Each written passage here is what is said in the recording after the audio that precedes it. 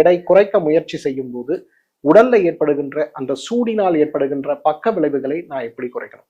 இந்த எல்லா கேள்விக்கான விடைதான் உடல் பருமன் குறைய கஷாயம் அப்படின்னு சொல்லக்கூடிய ஒரு அழகான குடிநீர். உடல் பருமன் குறைய கஷாயம் செய்ய தேவையான பொருட்கள்: மலைவேம்பு, பரங்கிப்பட்டை, நெருஞ்சில், சோம்பு.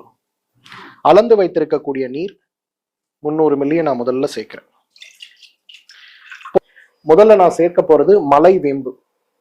ரொம்ப அழகான ஒரு மூலிகை. பரங்கிப்பட்டை, இதுக்கு பேரே ஸ்மைலாக்ஸ் சைனா அப்படின்னு தான் பேரு. நெருஞ்சில், உடலில் இருக்கக்கூடிய நீராக கழிவாக இருக்கக்கூடிய பொருட்களை வெளியேற்றக்கூடிய சிறந்த மருந்து, காயகல்ப மருந்து. சோம்பு, நம்ம வீட்டு சமையலறையில் உள்ளது. எடை குறைப்புக்கு வெறும் சோம்பு கஷாயமே போதும்னு கூட நான் நிறைய நிகழ்ச்சியில சொல்லியிருக்கேன்.